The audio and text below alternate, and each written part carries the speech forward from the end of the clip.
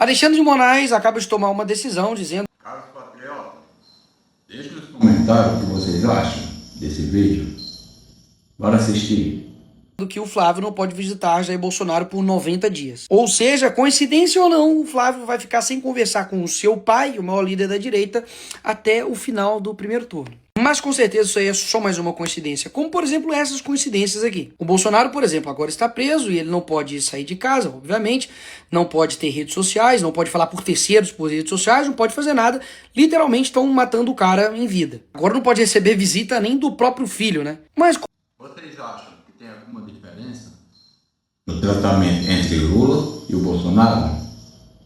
como será que o judiciário tratava quando era o Lula preso? E lembrando que há uma diferença gigantesca, né, entre a prisão do Bolsonaro e Lula, né? Porque um foi condenado aqui por um golpe que não teve nem arma e o outro aqui foi preso por corrupção passiva, lavagem de dinheiro, enfim.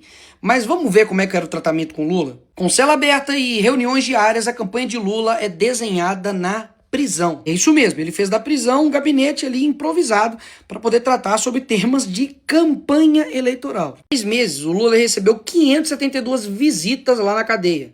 Tem entrevista, tanto para imprensa local quanto também internacional. Até Martim da Vila, Chico Buarque foi lá visitar o cara. Ainda na cadeia, o Lula foi lá e recebeu 35 mil cartas, enquanto o Bolsonaro não pode receber nada, absolutamente nada. Nem comunicar para fora, nem que tá de fora também comunicar para dentro também não pode. E durante a campanha eleitoral de 2018, enquanto o Lula estava preso, veio um porta-voz ler uma carta do Lula. Um abraço do companheiro de sempre, Luiz Inácio Lula da Silva! E agora o Moraes vem acionar o Ministério Público Eleitoral para poder investigar, falando que houve propaganda antecipada na divulgação da carta de Jair Bolsonaro. Mas peraí, isso aqui foi o quê então? Isso aqui foi o quê? No meio da campanha, literalmente, o cara tava lendo uma carta do Lula que tava na cadeia. Isso é o quê? Isso era o quê que tá acontecendo aqui? Me fala. Inclusive agora a Procuradoria viu propaganda antecipada do Lula sobre as candidatas Marina Silva e Simone Tebet. Engraçado, né, que o Moraes não falou nada, né, não foi atrás. Só foi atrás da carta quando foi Bolsonaro, né? Eu te pergunto, será que isso aqui vai dar alguma coisa? Claro que não, né? Porque já não deu, né? Você lembra disso aqui? Literalmente, ano eleitoral, uma escola de samba recebeu quase 10 milhões de reais para poder fazer campanha pro Lula. Foi isso que aconteceu. Os caras literalmente usaram o número 13 no desfile, usaram os refrões de campanha, colocaram os símbolos do partido, ridicularizaram os opositores. Então, assim, deixou de ser homenagem para virar ato político. Isso é claro para todo mundo. Inclusive, tiveram reuniões dentro do Palácio do Planalto, junto com 2 ministras do governo do Lula e a primeira-dama Janja, para poder tratar sobre o desfile. Mas isso aqui não é campanha antecipada. A campanha antecipada é uma carta que o Bolsonaro mandou e o Flávio leu. E convenhamos, tá? Quando é criminoso mesmo, o cara é bandido, ladrão, traficante, etc e tal, pra mim tinha que receber visita nenhuma. Mas a justiça não faz isso nem com os criminosos de verdade. Que, cara, líder do CV recebe visitas da esposa na penitenciária. A realidade das cadeias do Brasil, que realmente recebem bandidos de verdade, é tipo um resort, ó. Aqui, ó, resort do crime, ó. Em Pernambuco tinha pagode, pilha de dinheiro. Isso que virou os presídios do Brasil, colônia de férias. Aí, pra esses, ainda pode ter visita. Pro cara que roubou, matou, traficou, pra eles podem. Aí, pro cara que tá preso, sem uma condenação de corrupção, de tráfico, de roubo, nada disso, mas por um golpe, um atentado à democracia, aí ele não pode ter visita nem do próprio filho. E de ninguém, né? E aqui tá a parte mais importante desse vídeo. Nas eleições de 2022, ficou muito claro para todo mundo que o processo eleitoral foi totalmente viciado por esse cara aqui. Moraes era presidente do TSE e dá só uma olhada em como que ficou, por exemplo, a diferença entre as propagandas da TV do Lula com a do Bolsonaro. Antes e depois da decisão do TSE. Antes era igual, 225, 225. Depois da decisão do TSE, caiu para 55 as inserções da TV do Bolsonaro. Ou seja, o Lula teve 12 vezes mais inserções na TV do que o Bolsonaro na reta final de campanha. Vocês acham que isso influencia a cabeça das pessoas em quem vai votar? Influencia a dinâmica eleitoral? Sim ou não? Mais uma vez, o TSE, durante a campanha, foi lá e proibiu o Bolsonaro de fazer lives dentro do Palácio da Alvorada. Mas o Palácio da Alvorada nada mais é do que a casa dele. Ou seja, o cara não podia fazer live dentro da casa dele. Ele tinha que, sei lá, tinha que sair, fazer na rua. Ele não pôde usar as imagens do 7 de setembro na campanha, né? As imagens lá que as pessoas foram para poder comemorar, enfim, independência do Brasil, etc. Então, não pode. Vai mostrar muito apoio das pessoas a você. Aí o cara vai lá na ONU, dá um discurso, ele é presidente da República, ele quer mostrar isso, né, na campanha eleitoral, como ele de fato defendeu as pessoas, teve coragem de falar as verdades ali na ONU. Ah, mas também não pode, porque isso aí é bom demais. Se as pessoas verem que você é bom demais, não vai votar em você, né? Então, proibido. E ainda no mesmo período, quando o Alexandre de Moraes ele anuncia o Lula como presidente eleito da República, me vem esse cara aqui, que nada mais era na época do que o corregedor-geral da Justiça Eleitoral e também relator do processo contra o Bolsonaro, e me fala a seguinte frase no ouvido do Alexandre de Moraes. Aí eu te pergunto, por que essa frase nunca foi explicada? Que missão é essa? Por que foi cumprida? Por que ele falou logo com o Alexandre de Moraes? Foi ele que deu a ordem? Ordem de quê? E por que ele falou isso logo depois que foi anunciado o presidente eleito Lula?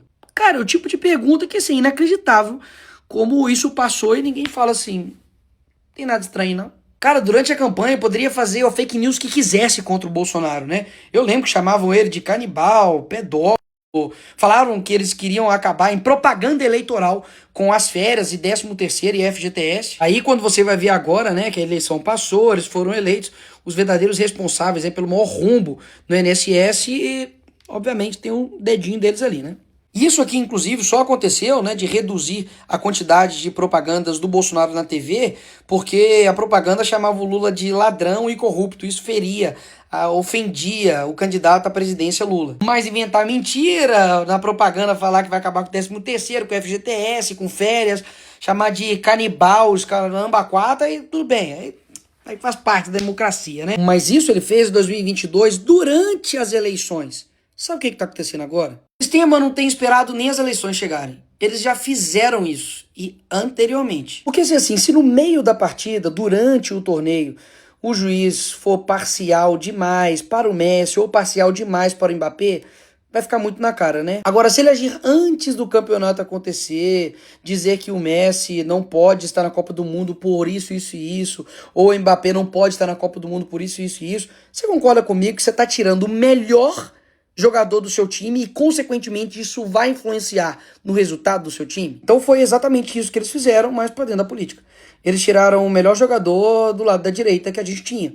O cara conseguia reunir multidões, em moto, conseguia reunir multidões em manifestações, que realmente todo o apoio que ele dava para qualquer tipo de candidato já fazia com que o candidato explodisse de volta ou saía na frente de vantagem de muitos outros, porque ele tem muita força eleitoral. Não é à toa que ele está preso há mais de 200 dias e a mídia continua falando exatamente em quem? Nele. Quando você pega os discursos da esquerda no plenário, em entrevistas e podcasts, estão falando de quem? Dele. Ele já não está em nenhum cargo mais público, ele não tem rede social, ele não pode comunicar com ninguém, ele não pode, né, fazer como o Lula fez, um gabinete dentro da casa dele para poder receber políticos e tomar decisões, articulações políticas. E aí, meu irmão, inventaram um golpe de Estado, não tem que tirar o cara, ele não pode participar das eleições não. Ah, por quê? Porque, obviamente, ele é bom demais. E porque, obviamente, ele faz diferença demais no processo eleitoral. Ora, imagina se ele tivesse, né, na rua, fazendo campanha eleitoral para vários candidatos, como, por exemplo, ele já fez para mim, né, em todas as minhas campanhas. A diferença que isso não faz na corrida eleitoral. A diferença que faria se ele fosse o candidato, ou se ele poderia apoiar o Flávio também, mas aqui fora. Você acha que isso não faria diferença nenhuma? É claro que faria. E é por esse exato motivo que eles agiram de forma preventiva.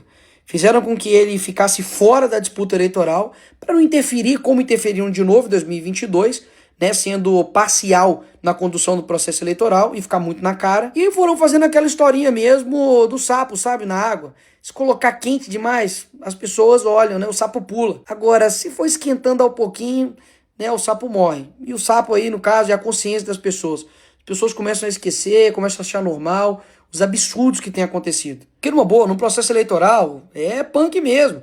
É ataque, é defesa, é propaganda, é gente na rua. Eu sei como é que é o jogo político. Mas sério mesmo, a esquerda só quer ganhar no tapetão.